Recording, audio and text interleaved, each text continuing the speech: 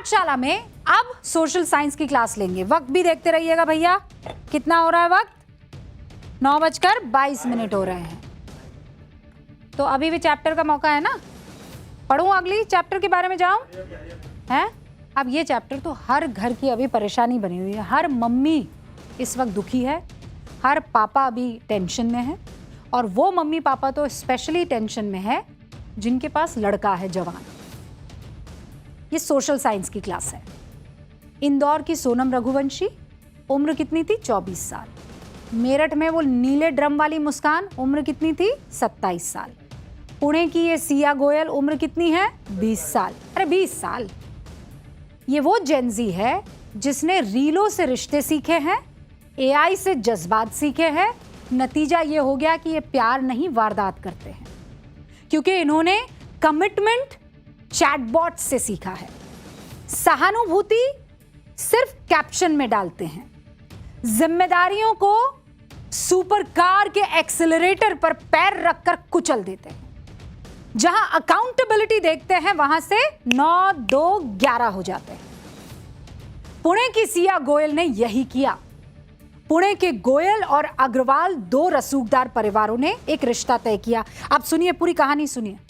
केवल ये मत सुनिए कि सिया ने क्या किया, धक्का दे दिया। पूरी बात समझिए आप, हुआ क्या। 2 परिवार थे, एक तो गोयल परिवार, एक अग्रवाल परिवार। दोनों रसूखदार, बहुत पैसे वाले परिवार। दोनों ने रिश्ता तय किया। एक की बेटी सिया गोयल और एक परिवार का बेटा केतन अग्रवाल। ठीक है, दोनों की मंगनी भी हो गई फरवरी में। शादी की डेट फिक्स हो गई नवंबर में। 7 फेरों के लिए राजस्थान में एक बहुत बड़ा फोर्ट बुक करवाया गया। और कहा जा रहा है कि ये जो घर वाले थे ना, और मेहमान बाकी सब जो आने थे इधर उधर से, इन सब के लिए प्लेन तैयार किए गए 2। मतलब समझ लो कितनी महंगी शादी थी। लेकिन शादी होने से पहले ही केतन अग्रवाल की हत्या हो गई। सिया और केतन दोनों के रसूखदार परिवारों के बीच 17 से 20 करोड़ रुपए खर्च करके रिश्ता पक्का होना था। विशाल अग्रवाल की 600 करोड़ की संपत्ति के इकलौते वारिस थे केतन अग्रवाल। और शादी को खास बनाने के लिए सिया के साथ एक प्री वेडिंग शूट का प्लान किया गया। पहले तो सोचा कि बाली जाकर करेंगे ये काम, लेकिन सिया इतनी होशियार, इतनी क्लेवर कि उसने केतन का पासपोर्ट फाड़ दिया। केतन के कहने पर सिया बाली जाने को हाँ तो कर गई, लेकिन ऐन वक्त पर आरोप यह है कि सिया ने एक चाल चली, बाली का ट्रिप कैंसिल करवा दिया। पुलिस ये दावा कर रही है कि पुणे से मुंबई जाते वक्त रास्ते में सिया ने केतन का पासपोर्ट फाड़ दिया। ये कहकर के मेरा फोन रह गया है, वो दौड़ी, गाड़ी में गई, चेतन का पासपोर्ट फाड़ा और फेंक दिया। और फिर उसने मुंबई से वापस लौटना पड़ा। क्यों? क्योंकि पासपोर्ट था नहीं केतन के पास। सिया को पुणे के पास ही लोहागढ़ फोर्ट पसंद आ गया। फिर लोहागढ़ में प्री वेडिंग शूट के लिए उसने कहा, चलो ना यहां चलते हैं। दोनों कई बार लोहागढ़ किले पर गए, लेकिन मंगेतर सिया के दिमाग में कुछ और चल रहा था। लोहागढ़ किले पर केतन शूट के लिए बेस्ट लोकेशन खोज रहा था, और ये लड़की अपने होने वाले पति को ठिकाने लगाने की बेस्ट जगह तलाश रही। दोनों के देखो कैसे अलग अलग ड्रीम थे। एक चाहती थी कि कहां से धक्का दे बेस्ट होगा, और एक चाहता था कि कहां से फोटो खींचे बेस्ट होगा। बीते 20 दिनों में 4 बार ये दोनों लोहागढ़ किले गए। 3 बार दोनों लोहागढ़ फोर्ट तक गए, लेकिन 18 जून को लोहागढ़ किले पर जब गए तो लौटा एक ही, वो लड़की सिया। केतन वहां से लौटा ही नहीं, क्योंकि सिया की साजिश वहां पर आरोपों के मुताबिक काम कर गई। केतन को लोहागढ़ फोर्ट से धक्का देकर 400 फीट नीचे फेंक दिया। वहां उसकी मौत हो गई। अब मैं आपको बताती हूं कि सिया गोयल शातिर कितनी थी। केतन जब खाई से नीचे गिरा तो सिया ने घर पर फोन किया और कहा, मम्मा पता नहीं क्या हो गया है। बदहवास होकर घर वालों को जानकारी दी, और घर वालों ने पुलिस को जानकारी दी। केतन की लाश एक दिन बाद मिली, 19 जून को खाई में। और केतन की जिस दिन लाश मिली उस दिन सिया का बर्थडे था।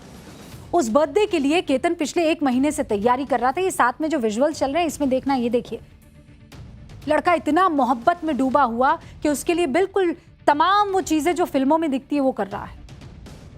फूलों की सजावट, केक, बलून, रोमांटिक सेटअप, न जाने क्या क्या। और लड़की तो कुछ और ही प्लान कर रही थी। इस वीडियो के कुछ ही घंटे बाद केतन की हत्या हुई। केतन की लाश मिलने के बाद भी सिया क्या कर रही थी पता है आपको? उसके दिमाग में क्या चल रहा था? वो स्टेटस अपलोड कर रही थी, रो नहीं रही थी, डरी हुई थी। लोगों ने इसे शौक से बचाने के लिए कहा केतन को कुछ नहीं हुआ, वो ठीक है। ये सुनकर भी सिया के चेहरे का रंग उड़ गया। खैर, केतन के गमगीन परिवार ने अपने बेटे का अंतिम संस्कार कर दिया। सब ऐसा लगा एक्सीडेंटल डेथ है, लड़का बेचारा हमारा गिर के मर गया है, बस बात वहीं खत्म हो गई। लेकिन अंतिम संस्कार के 4 दिन बाद केतन की बहन सिया से मिलती है और वो अपने भाई के बारे में और डिटेल में कुछ जानना चाहती है। बस वहीं पर पकड़ी गई सिया। केतन की बहन ने उससे पूछा कि मेरा भाई तो बहुत अच्छा ट्रैकर था। वो सवाल पूछ रही थी कि भाई ऐसा कैसे कर सकता है, भाई ऐसे कैसे गिर सकता है। और ये जो लड़की सिया ये गोलमाल जवाब दे रही थी। बहन को शक हुआ, पिता के पास गई, पिता पुलिस के पास पहुंचे। जब पूरा का पूरा मामला खुला तो पता चला कि गड़बड़ कहां है। सबसे पहले लोहागढ़ फोर्ट के आसपास सीसीटीवी खंगाले गए। पुलिस को सीसीटीवी में दिखा कि सिया और केतन फोर्ट पर है। ठीक उसी समय हुडी पहने एक शख्स, ये दिख रहा है आपको, हुडी पहने एक शख्स उसके पीछे चल रहा था। अब ये समझिए आप, हुडी आप गर्मी में नहीं पहनते, कोई क्यों पहनेगा हुडी, फुल स्लीव्स और हुडी? पुलिस को शक हुआ, डिटेल खंगाले, पता चला कि नवंबर से मतलब एक नंबर जो है वो लगातार 18 जून से लेकर कुछ ऐसा जनवरी से लेकर, माफ कीजिएगा, जनवरी से लेकर 18 जून तक इस नंबर से सिया को 2004 कॉल गए। 238 घंटे बात हुई और पुलिस ने जब नंबर चेक किया तो पुणे का ही एक शख्स आया सामने। उसका नाम था चेतन चौधरी। केतन अलग, चेतन अलग, ओके। चेतन चौधरी की लोकेशन ट्रेस की तो पता चला 18 जून को उसकी लोकेशन लोहागढ़ फोर्ट पर थी ही नहीं, वो तो पुणे में उसके ऑफिस पर थी। पुलिस ऑफिस पहुंची, वहां पर लोगों से बातचीत करने लगी।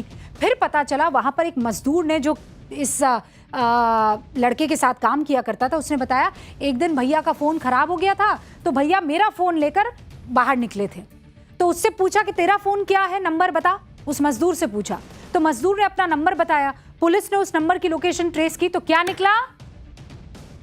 उस फोर्ट की लोकेशन। वहीं से सारा भांडा फूट गया। केतन की हत्या जिस दिन हुई थी, उस मजदूर का फोन जो ये चेतन लेकर निकला था, उसकी लोकेशन वहीं थी। पुलिस पहले चेतन चौधरी और फिर सिया गोयल तक पहुंची, दोनों को गिरफ्तार किया। सारी कहानी सामने आ गई। ये लगातार प्लान बना रहे थे। पहला प्लान 31 मई को बना।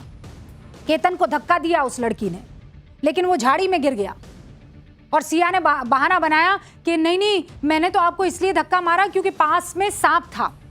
लड़के ने जाकर घर पर बताया परिवार को कि अगर ये लड़की ना होती तो मैं मर गया होता, वो तो सांप की वजह से उसने मुझे धक्का दिया, मैं बच गया। ऐसे उसने बहुत प्लानिंग की थी।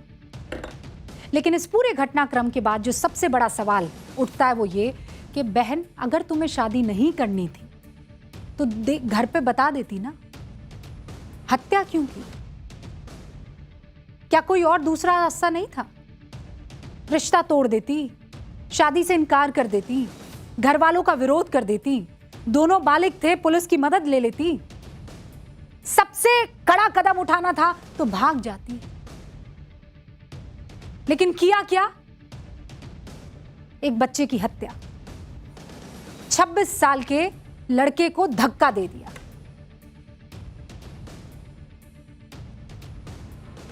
यानी मोहब्बत थी ही नहीं, मोहब्बत के नाम केवल साजिश चल रही थी। अब एक और सवाल है, आखिर ऐसा खौफनाक वारदात हो क्यों रही है? इसके पीछे क्रिमिनोलॉजी है, साइकोलॉजी है। सबसे पहले आता है डबल लाइफ सिंड्रोम। क्या, कौन सी life syndrome? Double life, dual life syndrome. जब कोई इंसान एक साथ 2 रिश्ते जी रहा होता है, 2 जिंदगियां जी रहा होता है। दूसरा है रिश्ते से बाहर निकलने का डर। तीसरा है ऑब्सेसिव रिलेशनशिप, यानी जब प्रेम स्वस्थ भावना ना रहकर जुनून बन जाता है। चौथा है शॉर्टकट मानसिकता। कुछ अपराधियों को लगता है कि हत्या करके समस्या का दी एंड हो जाएगा, लेकिन सच उल्टा होता है। एक हत्या कई सारी जिंदगी बर्बाद कर देती है। ये जो जेनजी का दिमाग रील की तरह रियल लाइफ को लेकर चल रहा है ना, ये ठीक नहीं है, इसको बदलना है। कुल मिलाकर दो लोगों के प्यार में किसी तीसरे का आना, किसी तरह का शक या चीटिंग होना हत्या की वजह बन जाता है। और ये कहानी सिर्फ एक मर्डर केस की नहीं है, ये एक वार्निंग है। अगर किसी रिश्ते में आपकी सहमति नहीं है तो कहिए। माँ बाप से भी मेरी गुजारिश है, अपने बच्चों से बात कीजिए।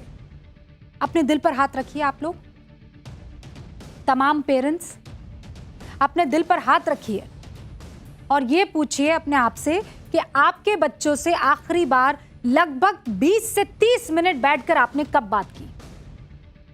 1-2 मिनट नहीं कि खाना खाया कि नहीं खाया, उठ गए चले गए, हो गया। 20 से 30 मिनट आपने अपने बच्चों के साथ आंखों में आंखें डालकर सुकून मोहब्बत से कब बात की। ओपन पेरेंटिंग के चक्कर में अकाउंटेबल पेरेंटिंग को प्लीज मत भूलिए। पुणे के किले से जो गिरा है सिर्फ एक युवक नहीं है, एक भरोसा गिरा है, इंसानियत गिरी है। और फिर एक सवाल खड़ा हुआ है कि क्या आज रिश्तों में प्यार कम और स्वार्थ ज्यादा हो गया है? क्या अब रिश्ते निभाने की जगह रिश्तों से छुटकारा पाने के लिए मौत जैसा रास्ता चुना जा रहा है, हत्या जैसा? वो एक शेर है ना, हर आदमी में होते हैं 10-20 आदमी, जिसको भी देखना हो कई बार देखना। आपसे भी ये गुजारिश है।